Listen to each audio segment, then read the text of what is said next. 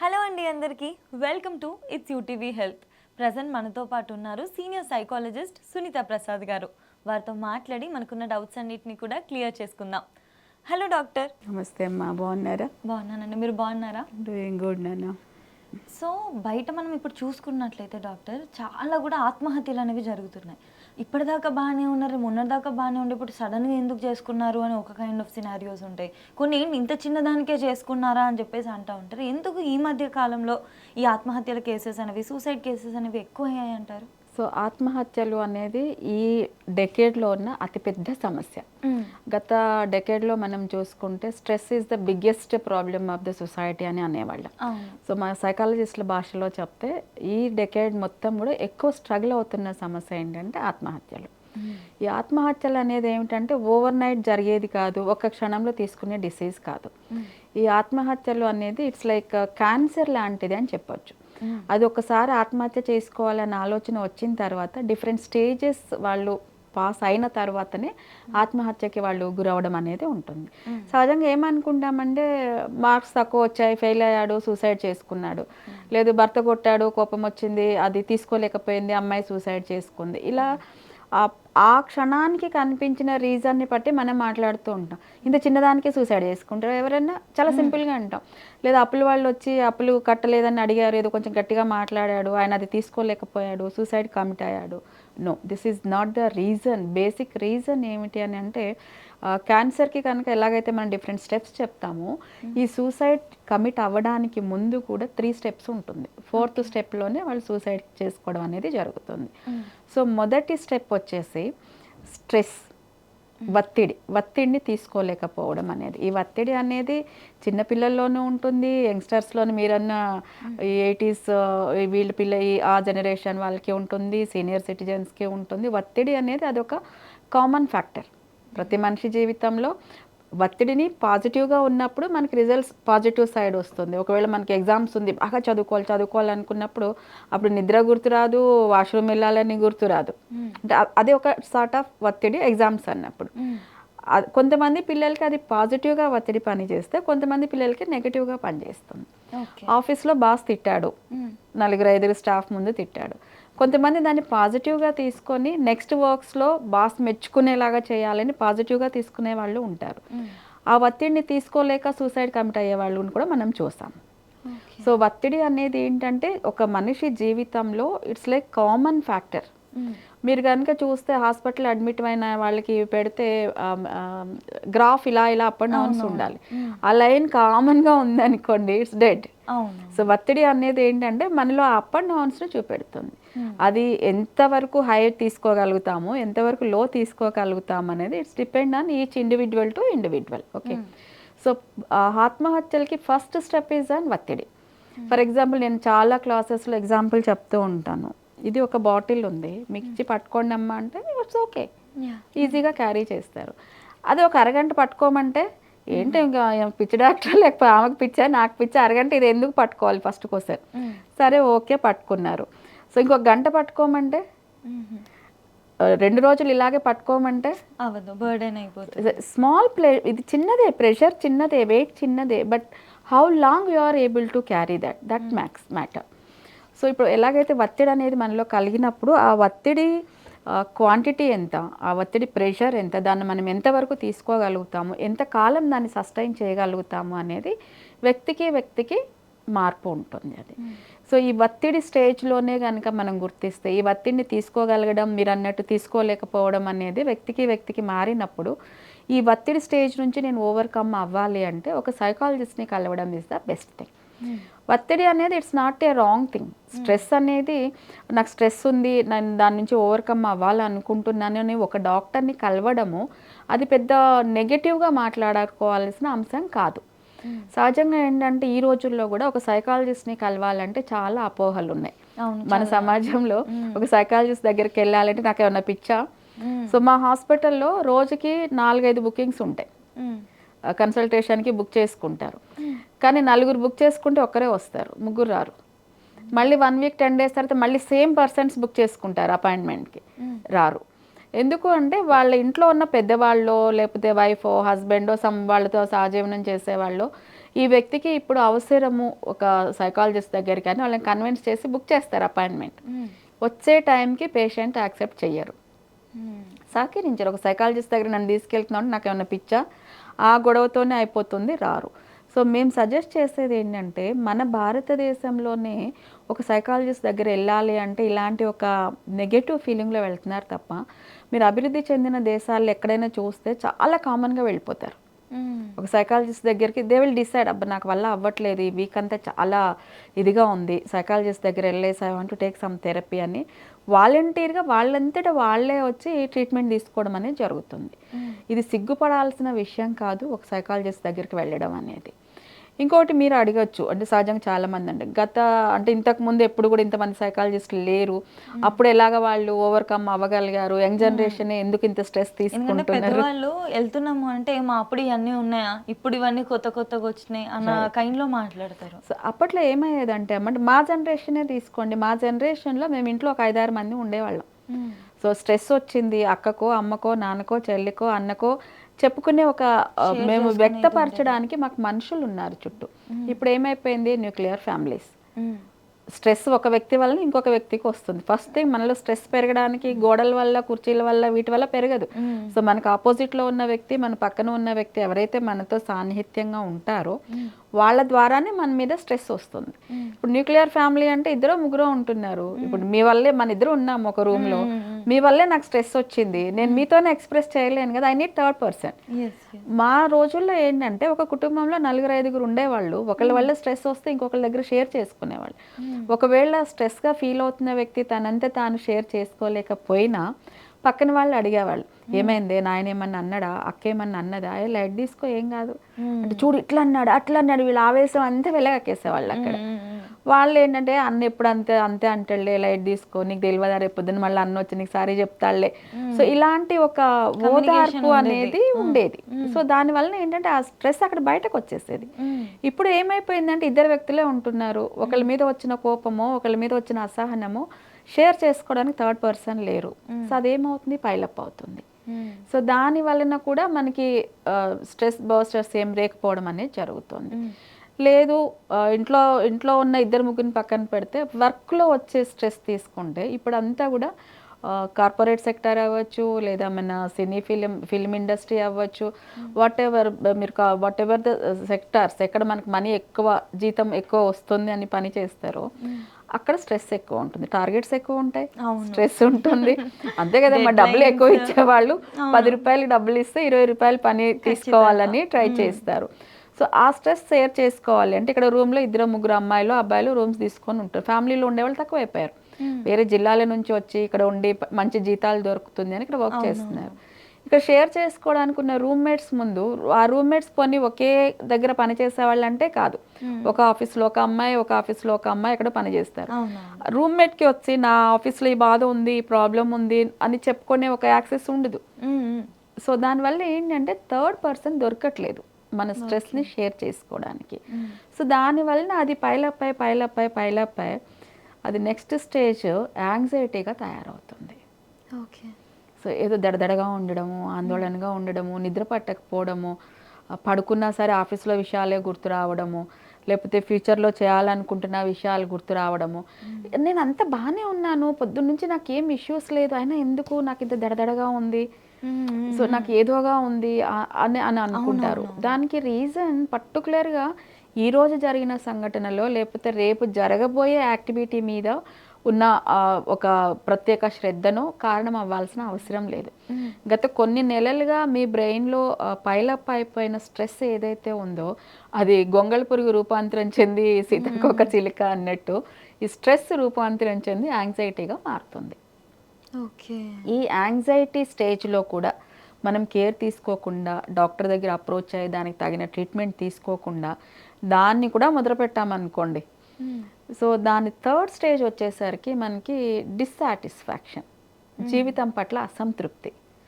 ఎందుకు బతుకుతున్నాము, ఎందుకు చేస్తున్నాము, ఈ ఉద్యోగం ఎందుకు చేయాలి, అబ్బా అప్పుడే 7 అయిపోయిందా, లేవాలి, వంట చేయాలి, ఆఫీస్కి వెళ్ళాలి, ఇదంతా అవసరమా, దేనికోసం చేస్తున్నాను, అదొకలాంటి నిరుత్సాహం, జీవితం పట్ల ఉత్సుకత లేకపోవడం, డిస్సాటిస్ఫాక్షన్. ఎంత పని చేసినా గుర్తింపు లేదు, ఒక గౌరవం లేదు. ఆఫీస్లో ఎంతో దే ఆర్ ద కింగ్స్ అనుకోండి ఆఫీస్లో, లైక్ ఇక్కడ యాంకర్గా ఇక్కడ మీరు are king, I mean queen. So ఇంటికి వెళ్ళినాక దానికి తగిన ఒక గుర్తింపు, ఒక రెస్పెక్ట్, అమ్మో అమ్మాయి ఇంతసేపు కష్టపడి వచ్చింది, ఒక కప్ చాయ్ తాగుతావా బిడ్డ అని అడిగే వ్యక్తి లేనప్పుడు, లేదు అంటే మీరు వెళ్ళగానే అమ్మ అయినాయా నీ ముచ్చట్లన్నీ, నీ ఆఫీస్ కథలన్నీ అయినావా, ఛాయ్ ఏమన్నా పెడతావా అన్నారు అనుకోండి మీ ఇంట్లో వాళ్ళు.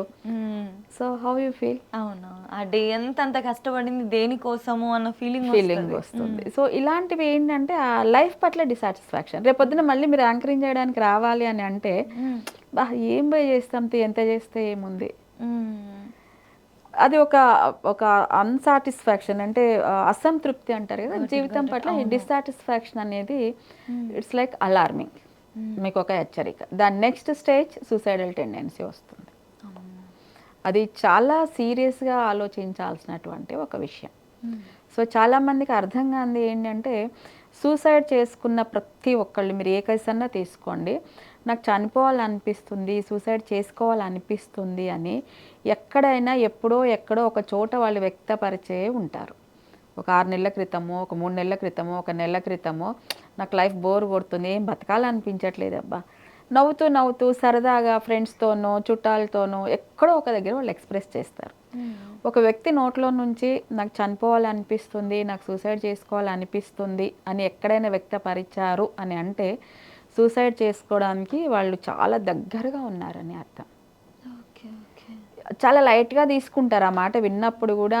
ఇట్లాంటి ఆటికే చేస్తారా, నేను ఇట్లాంటి మస్తు తిన్నాంతి, నో అలాంటి మస్తు వినలేదండి. పిల్లలు కానీ పెద్దవాళ్ళు కానీ మీ జీవిత భాగస్వామి కానీ నాకు చావాలనిపిస్తుంది, బతకాలనిపించట్లేదు అని వాళ్ళు కోపంలోనో ఏడుస్తూనో ఆవేశంగానో మీతో వ్యక్తపరిచారు అని అంటే చాలా సీరియస్గా తీసుకోండి. వాళ్ళని ఒక్క సెకండ్ కూడా ఒంటరిగా వదలకండి, వాళ్ళకి అవకాశం ఇవ్వకండి. ఫెయిల్యూర్స్ అయిన వాళ్ళు మాత్రమే సూసైడ్ చేసుకుంటారు అనేది వాస్తవం కాదు. చాలా సక్సెస్ఫుల్ లైఫ్ లీడ్ చేసిన వాళ్ళు, జీవితంలో మంచి పేరు ప్రఖ్యాతులు సంపాదించి కావాల్సినంత డబ్బు సంపాదించి, మనకి కాఫీ డే పర్సన్ కేసు విన్నాం, హ్యూజ్ మనీ ఈజ్ హ్యావింగ్, చాలా ప్రాపర్టీస్ ఉంది, తన కింద కొన్ని వందల మంది బతుకుతున్నారు, even though he committed for suicide.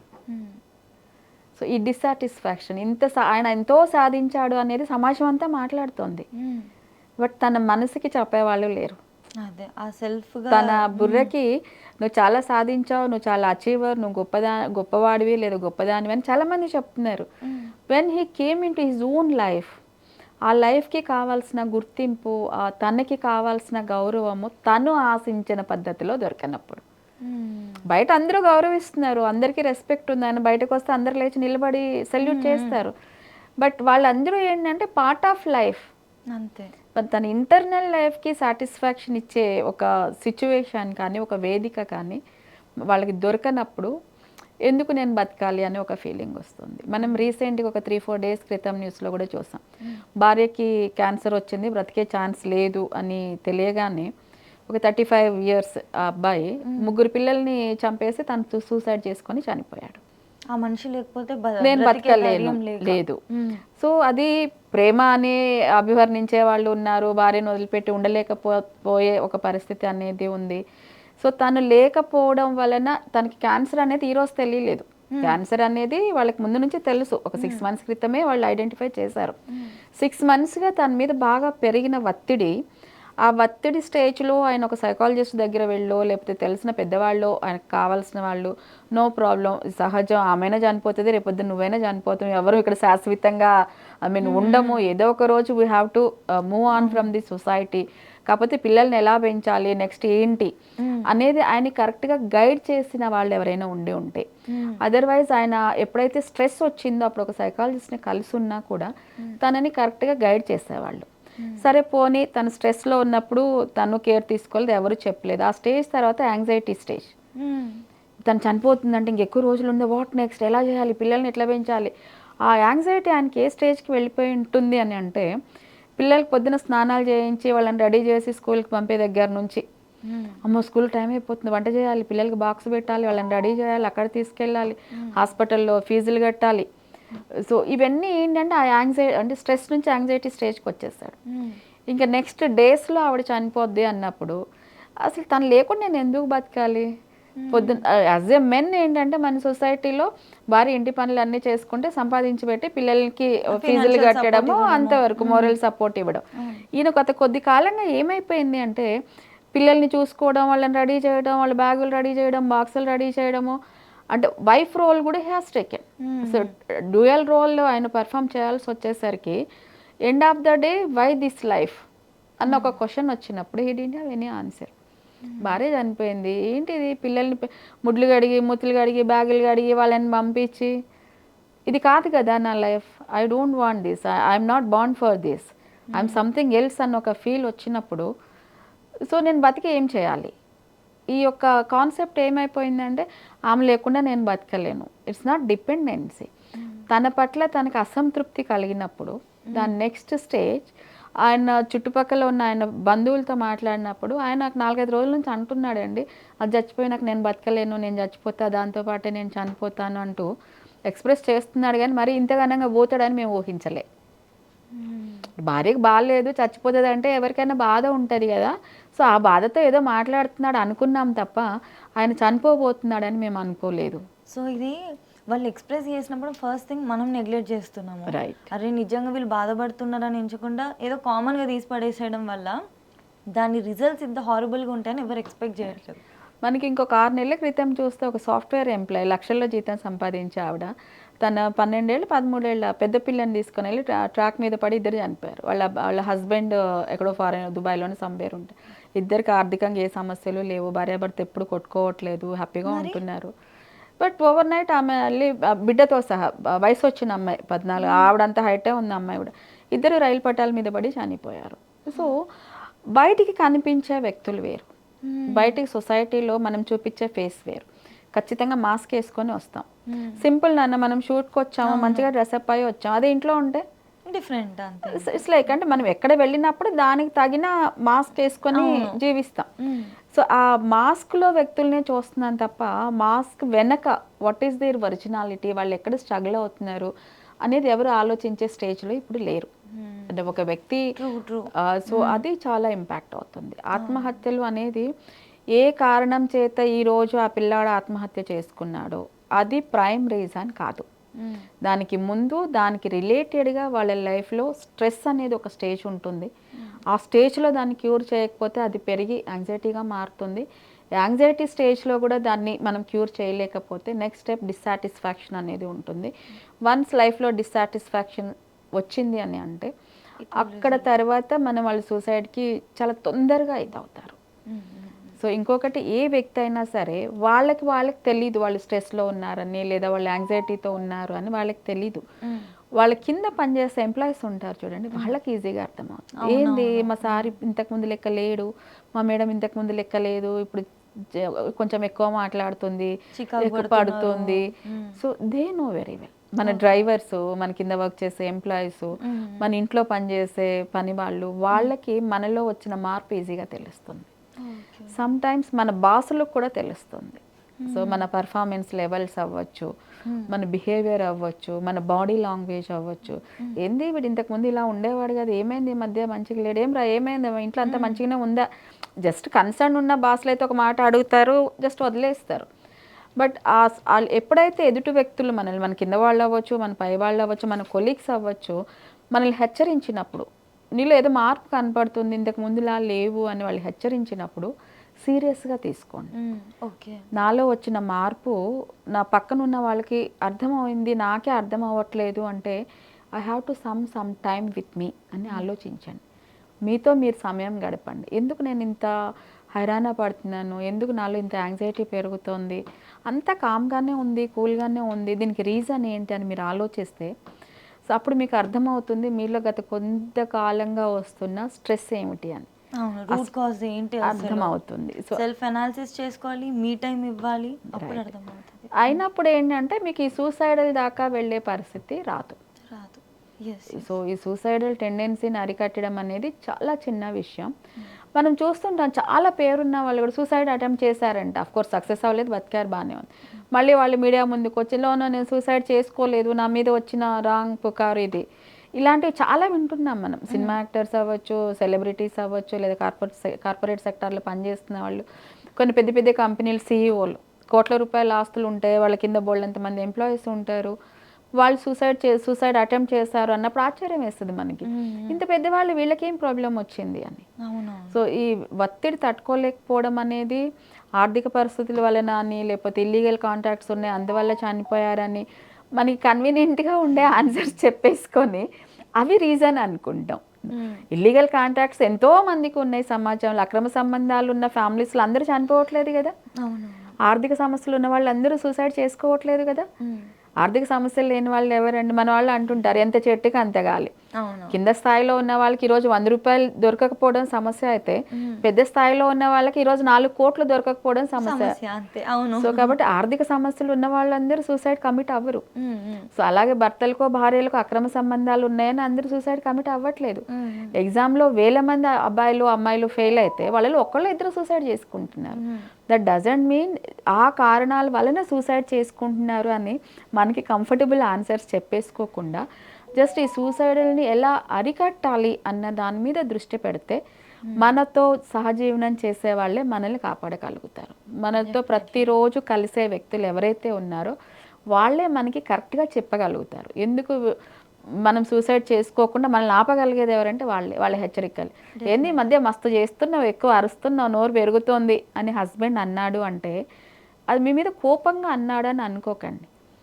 మీ ప్రవర్తనలో మార్పు వచ్చింది అని ఆయన గమనించారు. ఇంతకుముందు దేనికైనా కూల్గా కామ్గా ప్రశాంతంగా ఆన్సర్ చెప్పే భార్య ప్రతిదానికి ఎదురు చెప్తోంది, అరుస్తోంది అంటే తనలో మార్పు వచ్చింది. ఏం మార్పు వచ్చింది? అంతకుముందు తీసుకోగలిగిన పరిస్థితుల్ని, అంగీకరించగలిగిన పరిస్థితుల్ని, లేదా హస్బెండ్ అనే మాటల్ని తను యాక్సెప్ట్ చేయగలిగిన వ్యక్తి ఇప్పుడు యాక్సెప్ట్ చేయలేక తిరగబడుతుంది, ఎదురు ఆన్సర్ చెప్తుంది. అంటే తనలో ఆ స్ట్రెస్ లెవెల్ ఇందాక మనం అన్నట్టు 5 ఏళ్ళు 6 ఏళ్ళు భరించింది. సో ఒక స్టేజ్ తర్వాత she's not able to bear it. So అప్పుడు ఏం చేయాలి? ఇది తీసి పక్కన పెట్టాలి. అది పక్కన పెట్టుకుని ఇది ఇంతే పెట్టుకొని ఇది ఇలాగే మోస్తూ మళ్ళీ భర్త అన్నది భరించాలి అంటే దీని మీద వెయిట్ పడుతూ ఉంటుంది కదా. సో తను బర్స్ట్ అవుట్ అవుతుంది అని హస్బెండో అత్తగారో లేకపోతే బాసో చెప్పినప్పుడు ఒక్క నిమిషం ఆగండి, ఏమైంది, ఎందుకు నా గురించి ఇలాంటి ఒక కామెంట్ వస్తుంది అంటే they are giving suggestions to you. అమ్మ నువ్వు ఇంతకు ముందులా లేవు, సో నీలో వచ్చిన మార్పు గమనించు అన్నప్పుడు please go to the psychologist. ఏదో ఒక సైకాలజిస్ట్ని అప్రోచ్ అవ్వండి, వాళ్ళు మీకు గైడ్ చేస్తారు. ఇప్పుడు మనకి బ్లడ్ టెస్ట్ ఎలాగా చెక్ చేస్తారు, ఇప్పుడు మనం ఏదైనా అనారోగ్యమైన వెళ్తే రకరకాల టెస్టులు చేస్తారు కదా, అలాగే మీ స్ట్రెస్ లెవెల్ ఏ స్థాయిలో ఉంది అని వాళ్ళు టెస్ట్ చేస్తారు. ఇప్పుడు మామూలుగా హిమోగ్లోబిన్ కళ్ళదిరిగి పడిపోగానే ఏం చేస్తారు? బ్లడ్ టెస్ట్ అంటారు. మీకు షుగర్ ఉందా, బీపీ ఉందా, షుగర్ ఉందా, ఇట్లా రకరకాల చెక్ చేస్తున్నట్టు మీరు ఒక సైకాలజిస్ట్ దగ్గర వెళ్తే మీ స్ట్రెస్ లెవెల్ ఏ స్థాయిలో ఉంది, స్ట్రెస్ ఎంత ఉండాలి, ఎంత ఉంటే అది కంఫర్టబుల్. అసలు స్ట్రెస్ లేకపోయినా ఇట్స్ లైక్ ఇందాక అనుకున్నాం కదా, డెడ్ బాడీ టైప్ ఉండాలి స్ట్రెస్. అది ఏ లెవెల్లో ఉంది, దేని వలన మీరు స్ట్రెస్కి గురవుతున్నారు, ఆ స్ట్రెస్ని ఎలా బూస్ట్ చేయాలి అనేది వాళ్ళు టెస్టులు చేస్తారు. మీకు దాన్ని అసెస్మెంట్స్ అంటారు. ఓకే, ఆ టెస్టులు చేసిన తర్వాత దే విల్ గైడ్ యూ. మీరు ఎప్పుడైతే స్ట్రెస్ స్థాయిలో సైకాలజిస్ట్ దగ్గర వెళ్తారో పెద్ద ఖర్చు ఉండదు, చాలా సింపుల్, చాలా తక్కువ ఖర్చుతో మీకు ట్రీట్మెంట్ అయిపోతుంది. ఆ స్ట్రెస్ దాటి యాంగ్జైటీ లెవెల్ వచ్చాక వెళ్తారో అప్పుడు కొంచెం తీవ్రతను పట్టి ఉంటుంది కదా. సో అప్పుడు మీకు ఇచ్చే ఆ థెరపీస్ లెవెల్కి వెళ్తుంది. సో ఆ థెరపీస్లో ఏంటంటే మీ యాంగ్జైటీని ఎలా తగ్గించుకోవాలి, యాంగ్జైటీకి రీజన్ అయిన స్ట్రెస్ని మీరు ఎలా కంట్రోల్ చేసుకోవాలి, ఎలా ఓవర్కమ్ అవ్వాలి అనేది కూడా మీకు ట్రీట్ చేస్తారు. సో దాని తర్వాత స్టేజ్ ఏదైతే డిసాటిస్ఫాక్షన్ ఉందో that is an very serious issue. Like మనకి అపెండిక్స్ నొప్పి మొదట వచ్చినప్పుడు ఏదో చిన్న టాబ్లెట్ వేస్తారు, దాంతో తగ్గిపోతే ఓకే, లేదు పెరిగింది అంటే మీకు 24 గంటల లోపల ఆపరేషన్ చేయాలమ్మా, అదర్వైజ్ ఇట్స్ ఇది అంటారు. లైక్ మీకు డిస్సాటిస్ఫాక్షన్ లెవెల్కి వెళ్ళిన తర్వాత కూడా అప్పుడైనా సరే అట్లీస్ట్ మీరు ఒక సైకాలజిస్ట్ని అప్రోచ్ అయితే బ్రతుకు మీద మళ్ళీ ఇంట్రెస్ట్ కలిగేలాగా, నీవు సమాజానికి ఎంత అవసరమో, you are not for you. ప్రతి వ్యక్తి కూడా అంటే దేవుడిని నమ్మే వాళ్ళు అంటుంటారు కాజ్ లేకుండా దేవుడు ఏ వ్యక్తిని పుట్టించడట. ప్రతి మనిషి పట్ల దేవుడు పుట్టించినప్పుడు ఆయనకు ఒక పర్పస్ ఉంటుంది. సో నువ్వు నీ కోసం పుట్టలేదమ్మా, నువ్వు నీ కోసం బతకట్లేదు. సో నీ వల్ల సమాజానికి కొంత నువ్వు ఇవ్వాల్సింది ఉంది. సో అది నువ్వు డెలివర్ చేయాలి అని అంటే నువ్వు బ్రతికి ఉండాలి. సో నీకు సూసైడ్ చేసుకునే రైట్ లేదు, బికాస్ యు ఆర్ నాట్, నీ అంతటి నువ్వు పైనుంచి ఊడి పడలేదు కదా. సో నిన్ను పుట్టించడానికి ఈ సమాజం, మీ తల్లిదండ్రులు ఎన్నో సాక్రిఫైజెస్ చేశారు.